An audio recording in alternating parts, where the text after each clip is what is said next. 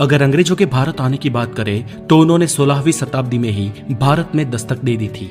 आपको जानकर हैरानी होगी कि जब शाहजहां ताजमहल बना रहा था तब दूसरी तरफ अंग्रेज भारत में पैर पसारने की कोशिश कर रहे थे। इसके बाद भारत में छोटे बड़े कई राजाओं के अलावा दो बड़ी ताकतें बची थी। एक थी औरंगजेब की मुगलिया सल्तनत और दूसरी थी मराठा साम्राज्य। अंग्रेजों ने इंतजार किया कि ये दोनों आपस में लड़े। अंग्रेजों ने इसके कई प्रयत्न भी किए और इसके सालों बाद अंग्रेज धीरे धीरे विविध जगहों पर भारत में सत्ता में आने लगे और उनकी इन मंशा कामयाब होने में 100 से भी ज्यादा साल लग गए और ऐसे साल आया 1800 का। तो चलिए दोस्तों, आज इस वीडियो में हम जानते हैं कि सन 1800 में भारत कैसा था। दोस्तों, इस समय भारत या दुनिया में भी कोई बड़ी टेक्नोलॉजी नहीं हुआ करती थी। हमारे यहाँ अधिकांश लोग धोती और गमछा पहना करते थे और बहुत अमीर लोग कुर्ता पहन लिया करते थे। बाद में अंग्रेजों की शर्ट और टी शर्ट को भी कुर्ता ही कहा जाने लगा। आज भी अगर आप उत्तर प्रदेश या पश्चिम बिहार में जाए तो कुछ वरिष्ठ लोग शर्ट और टी शर्ट को कुर्ता ही कहते हैं। उस समय ज्यादातर जगहों पर भीड़ भाड़ नहीं हुआ करती थी।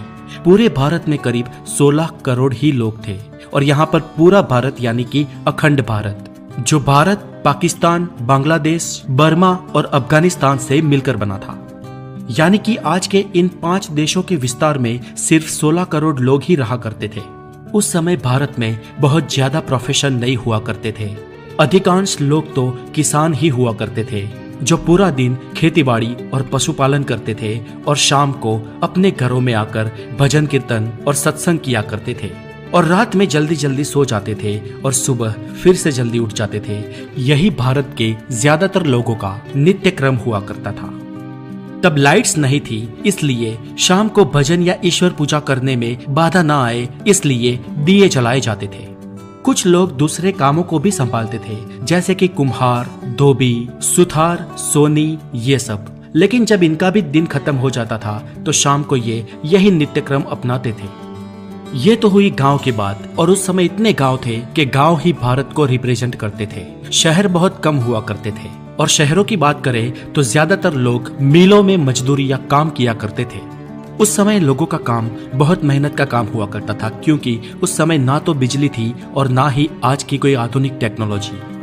भारत में बिजली सन 1880 में आई और इस साल में भारत में बिजली की शुरुआत हुई, लेकिन भारत के गांव-गांव बिजली पहुंचने में और कई साल लग गए।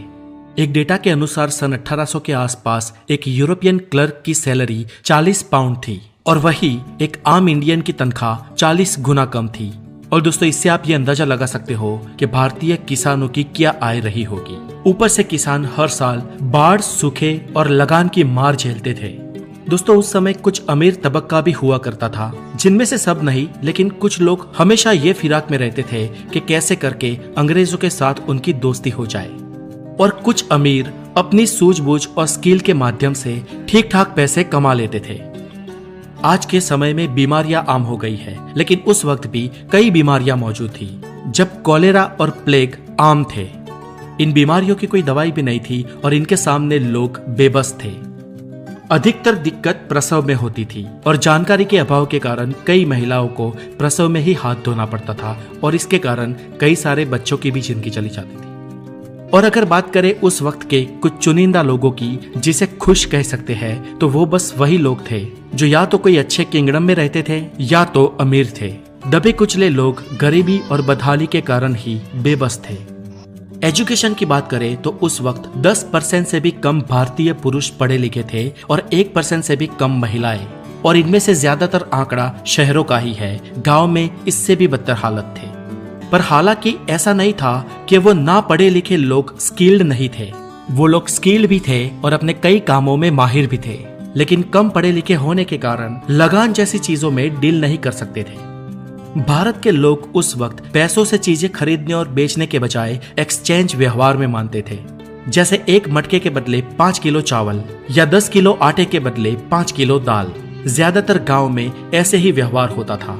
चीजों के बदले चीजें दे दी जाती थी और ऐसे गांव में सभी लोगों के पास सब कुछ पहुंच जाया करता था और खासकर गांव से अनाज बाहर बेचने को जाने की भी जरूरत नहीं पड़ती थी।